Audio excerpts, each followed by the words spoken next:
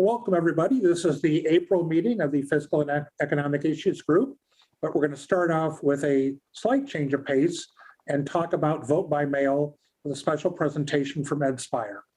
Ed, go ahead. Why, thanks. There's been a few changes this year in how you can do vote by mail, and I'd like to review what's changed and what it means to us. So let me share some slides. We're going to talk about changes in law and how those changes are being implemented. We're going to talk about how those changes relate to voter registration and where this is going. So I'm asked to do this in about 10 minutes, so I'm going to go right ahead. During the pandemic, we made some emergency changes which all increased the ability to vote by mail. And now, most of those changes were temporary. For instance, the bills that were passed in Illinois sunset at the end of 2022. Excuse me, at the end of 2020. So now a lot of states are looking at what happened in 2020 and responding to that. A lot of blue states are looking at changes they made and making them permanent, or maybe even extending them. A lot of red states are looking at changes they made and decided they didn't like them, and they're rolling them back, and even rolling them back further. Well, in Illinois, during the primary session in the spring of 2021, the Illinois legislature passed a bill, SB 582 of 825, which said that you could get on a permanent vote by mail list, which means you don't have to request a vote by mail ballot for every election. You can request once, and then you'll get a vote by mail ballot for every election going forward. And that bill basically said you can apply for this during the 90-day period before an election, when you can also apply for a mail ballot. And that was a kind of a problem, because the only way you could get on was during that 90-day window. And those of us that do voter registration would like the ability to help somebody get on the permanent list, if that's what they want, any time of the year. So we kind of made us think about that. And then in the veto session, they passed another bill. And that bill said that you could get on the permanent list any time of the year. So unfortunately, that bill also, perhaps inadvertently, removed the language in the original bill that required this new facility to be made available on March 30th of this year. So at that point, it was not at all clear when election jurisdictions were required to make the permanent list available. So the only remaining language in the election code that talked about when they had to do it was a section that said between 90 and 45 days before an election, they had to notify people how to get a mail ballot and how to get on the permanent list. So that implied that between 90 and 45 days before an election, they had to have the permanent list available. But that language specifically said 90 to 45 days before a general election, not a primary election. So the truth of the matter is that election jurisdictions are not required by law to implement this new permanent list until the November election. Now, most Metro Chicago jurisdictions are keeping in spirit and in line with the original spirit of the legislation and enabling it now. The only Metro Chicago area jurisdiction that's not is McHenry. McHenry is not implementing it now. They won't implement it until the November election.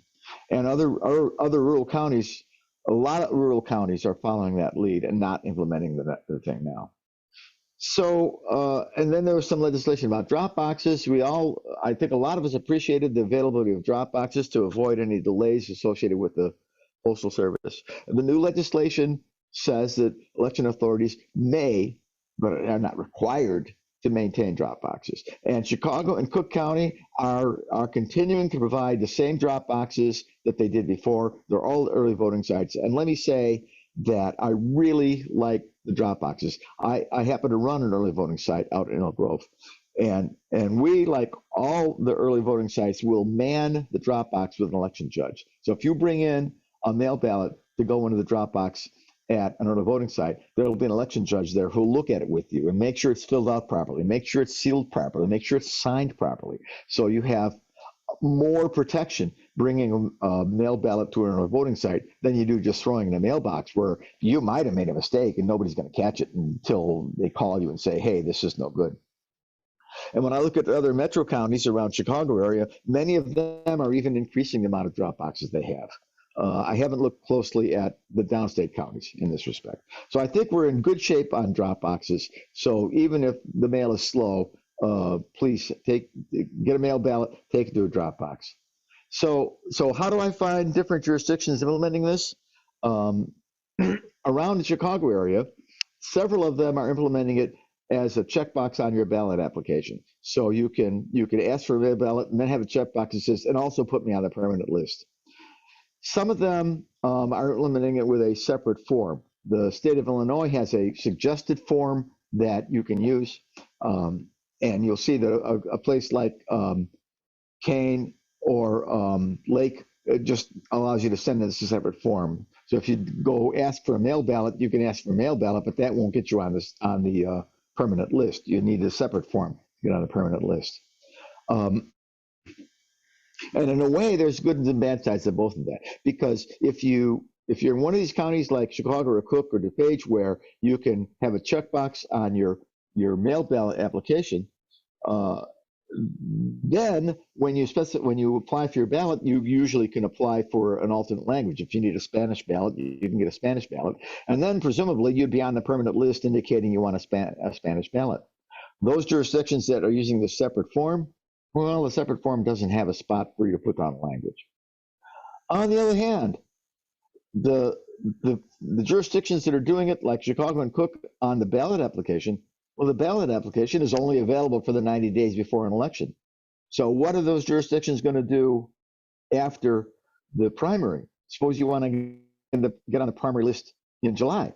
It's not at all clear how you would do that in Cook or Chicago. I mean, I'll say you can always call a phone number, but calling a phone number sometimes is pretty useless. So we'll have to see how that proceeds after the election. Now, with respect to registration, I do a lot of high school registration, and when I'm registering a new voter, a high school kid, I explain to them the various ways they can vote. You vote in person early, or you vote in person on Tuesday, or you can vote early. You can vote by mail. And if they want to vote by mail and they want to get on the permanent list, it would be really convenient to do that at time of registration. So some jurisdictions are modifying the paper forms they have that allow you to get on the permanent list when you register. Champaign County has already done this, for example. When you register, you can specify that you want to get on the permanent list and you want a primary. And let me be very clear about that. When you sign up for the permanent list, if you want to get a primary ballot, you got to tell them what party you want it for. I've had friends who've sent the forms in before I had a chance to talk to them, and I said, "What'd you do?" And I sent it in, and I wanted to get, and I wanted to get that.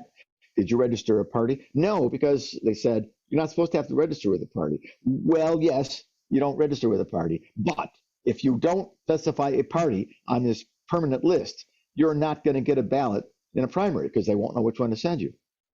So now the biggest problem is this. Most of our registrations right now don't go through some paper form. They go through the Illinois State Board of Education, Board of Elections, universal website for Illinois. There's one website where as long as you have a driver's license that lasts for your Social Security, you can register to vote, and it doesn't matter what county you're in. There's one website. So we called them up and said, "Are you going to add a checkbox like this, the way Champaign County did?" And they said, "Well, no, we're not, because the legislature didn't tell us to." See, everything about elections in Illinois is controlled by the legislature. And unless the legislature says something's going to happen, it's not going to happen. So now we can't get somebody on the permanent list easily while registering them online, which is a little bit of a problem for voter registration folks. So just to be clear, let me make sure we all understand where those of us who are pushing vote by mail are trying to go. Our ultimate goal in vote by mail is to have almost all voting in Chicago happen by mail. It's the most cost-effective way to run an election. It's a convenient way to vote. You get the ballot, you can look at it, you can research, you can mark it in your kitchen, you can send it in when you want. And there are several states that run their elections this way. They don't have any security problems. And in fact, hand-marked paper ballots are the gold standard of election security, Because if there's no touchscreen, there's no debate about whether the touchscreen flipped your votes or not. And we can, in a good audit, we can prove everything is valid about the election, except we can't mathematically prove the touchscreen wasn't hacked. So those of us who want to care about election standards, election audit, we love hand-marked paper ballots, and that's what you get when you vote by mail. But we do know that there are always people, some people, who want to vote in person. They need to vote in the privacy of a polling booth. They don't want to vote at home. They don't want to vote in the view of their family members. So we always have to have the ability for some folks to vote in person, which means we'd always have early voting centers.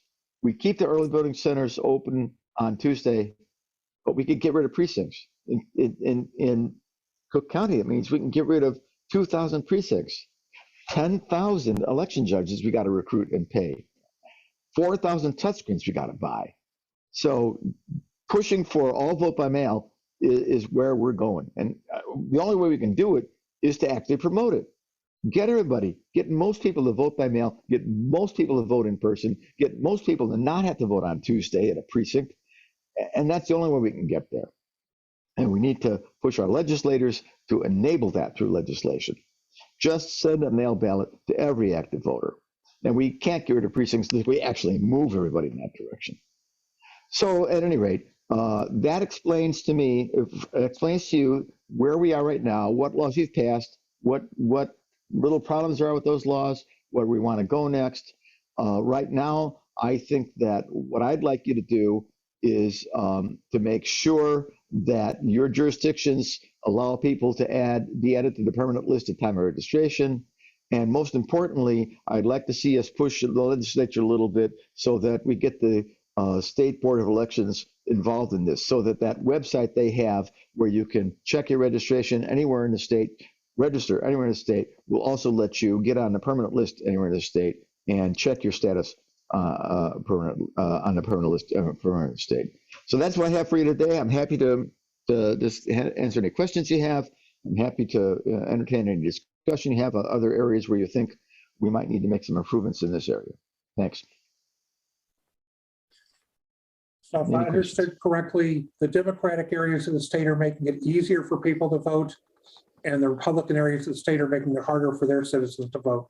Well, they're not making it easier. They're not making it harder than it was, because once again, the legislature is in control of this stuff, and the legislature hasn't passed anything that makes it harder. But the legislature has kind of inadvertently allowed some states, some districts to delay what they're doing. And, you know, I've been talking to the people in McHenry, and there's a contest up there, and maybe I'll help make some presentations up there to help the people in that county understand that their clerk is not really helping them vote the way they could. Okay. Any other questions? Brad? Yeah, Ed, I've got a question on dropping those ballots off at the drop box. Can you drop your family's ballots off as well, or do you have to do it on only for your own? No, you can drop off anybody's ballot, but they have to sign your name on the ballot. They have to authorize you to sign their ballot. So for example, I have a guy come into the early voting site. He's got two ballots in his hand. He's got his and his wife's. And I look at his as his fine. I look at his wife's, and he didn't authorize it. His wife didn't authorize him to drop it. So I said, "Where's your wife?" She's out in the car. Take this out, make her put your name there and sign there. That authorizes you to drop her ballot in the drop box. And he goes outside, makes you do that, and then drops it. So you can drop a ballot for anybody as long as they authorize you on the face of the envelope to do so. Wow. Okay. Thanks. Thank you. And that's one of the advantages of having election judges that are looking at the thing to make darn sure that there's no question that this has been properly delivered. Anything else? Well, thanks for your time. If you have any questions at all about this kind of thing, get a hold of me. I'm ed.spire@gmail.com. Glad to help you out anytime I can. Appreciate it. Thanks, Ed. Tonight, we're going to go ahead and talk about what's happening with the economy, but we're also going to have a little bit of an extra time talking about where do our numbers come from? Because, you know, David and I put together, you know, our normal labor market, the budget, everything like that. But we magically make up those numbers, or at least according to some of my conservative friends. Some of the places we typically use for key economic variables, a great source that consolidates data is the Federal Reserve Economic Data, or FRED. And it charts for data from primary sources like the Bureau of Labor Statistics, which is all the jobs data, the Bureau of Economic Analysis, which is GDP growth, other statistical agencies of the government that report key economic variables. Factual data, it's not opinion. And all of those are good sources for real data. We also go for opinion data, the Congressional Budget Office. I mean, it's nonpartisan opinion, but it's the official scoring of the legislative impact on the budget, the economy, and the markets of different legislation. And in addition, it also provides 10-year budget and economic forecasts, typically twice annually. Normally, we would have had a 10-year budget come out in January, but with the continuing resolutions, that seems to have been pushed. So hopefully we'll see their 10-year budget forecast come out in the next month or so. And other places that are pretty good sources of information, although somewhat opinionated, is the Committee for Responsible Federal Budget, President's Council of Economic Advisors, and then to a lesser extent, you get good opinion pieces in the New York Times, The Economist, the Washington Post. Even find some interesting stuff in the Wall Street Journal occasionally. So where do we go? The jobs data, GDP growth, talking about getting it from the Bureau of Economic Analysis, or an easier summary over in FRED. So what's happening in the labor market? What we see is that in March, the US added 431,000 payroll jobs versus more than the prior month. Overall, the jobs were up 526,000 because there were adjustments to the January and February numbers of 95,000. We're still about 1.6 million jobs below our February 2020 peak of jobs. But we're making darn good progress. And under Biden, we've been adding an average of 565,000 jobs per month. You know, we're in good shape, making good progress. Note back on this page, we said from FRED, our total payroll jobs were 150.9 million. If we go to the Bureau of Labor Statistics data,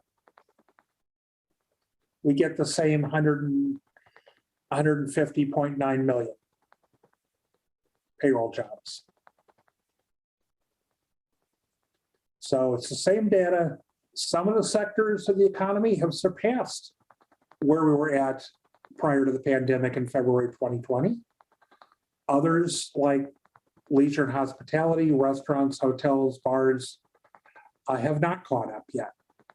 There's still a reluctance in many people to go out and dine indoors, as well as a number of those facilities, even if they have the demand, can't get the employees to man those facilities, the waitresses, the busboys, the dishwashers, et cetera. But this is the breakdown again. Retail, transportation, warehousing, business professional services are all up. Other things are down. Manufacturing down, although we've gained a lot of manufacturing jobs since Biden took office. So unemployment rate continues to come down. The U3 rate, which is the one that we typically talk about, came down 0.2%, is at 3.6%. Under President Trump, it got down to 3.5% right before the pandemic. So you can see over here. So we're pretty darn close to the lowest it ever got under Trump. My guess is, and it's just a guess, is that we will get lower than 3.5% between now and the summer, assuming the economy doesn't, have something terrible like Russia starts a nuclear war or something bad like that. The U6 rate I mean, the U3 rate we've talked about before, it's people who did not work at all during the month, were actively looking for work in the prior 4 weeks before they were surveyed. The U6 rate is people who didn't work in the month and had actively looked for a job in the prior 12 months, I guess, people who were working part-time who wanted full-time employment, which is about another 4 million people that are counted as employed in the U3 rate, but unemployed in the U6 rate. And looking at the household survey data. Carl, Yes, can you go back to that slide, the last one? Yeah, so am I reading this right, that the U6 is, the current U6 rate is just marginally lower than it was below the pre-pandemic of 7%? yes.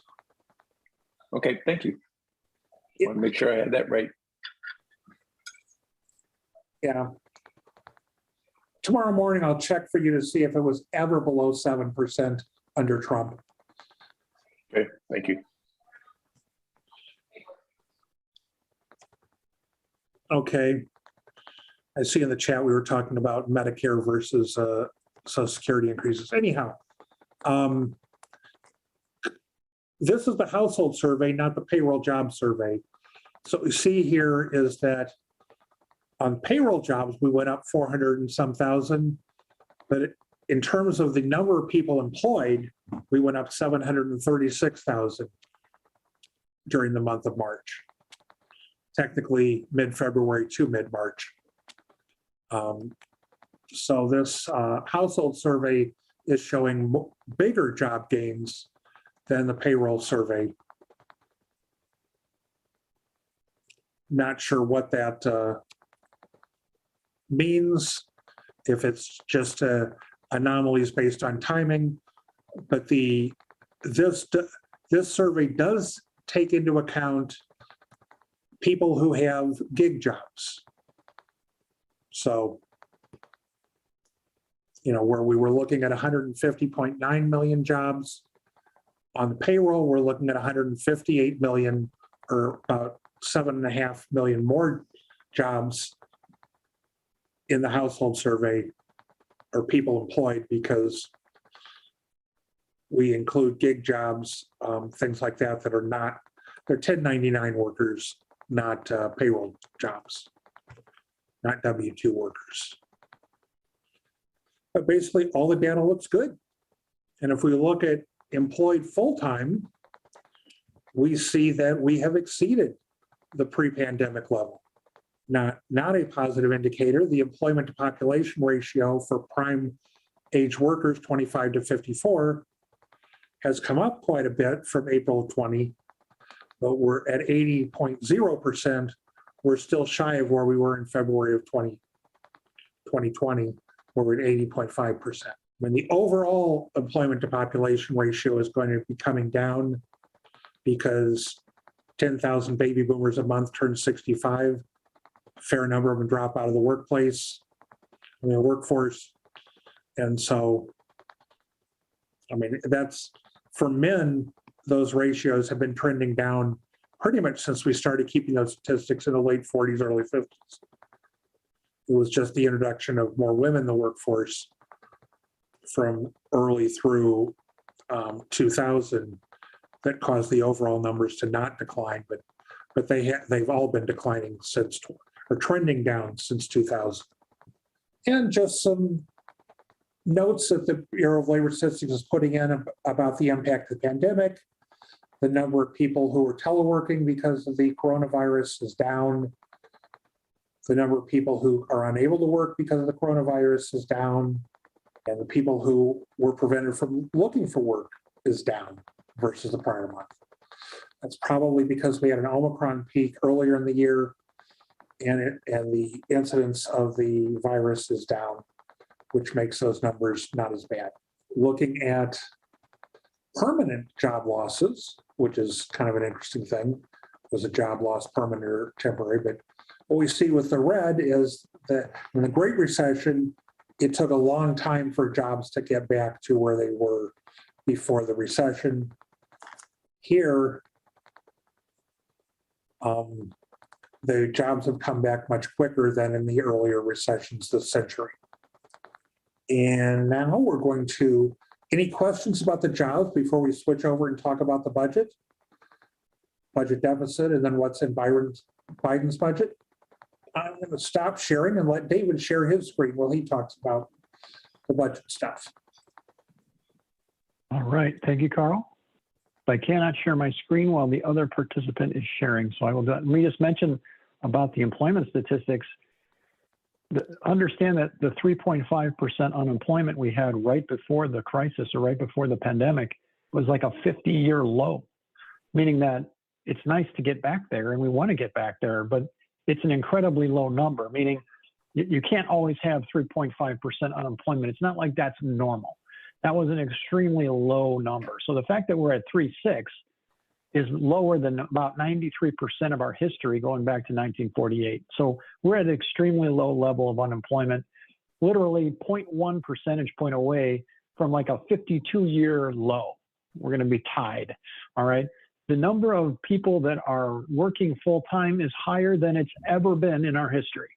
It's all-time record level. So just keep in mind the labor market is extremely hot, and that's a good thing. That's what we want. We didn't talk about it here, but there's 10 or 11 million job openings. So if you want a job, chances are it's there. Depending, obviously, some jobs require a very serious amount of skill or specialty, but for most people, jobs are there if you want them. These are all things that are really good that are going on in the economy right now. Very low unemployment, record numbers of people working, and a ton of open jobs if you're interested in looking for one. So all good news. You still having trouble sharing your screen? I think it was allowing me to click that, so I think I'm good. Let me try to share now. Since we're right at the hour, I would say now might be a good time to go ahead and take a break. And then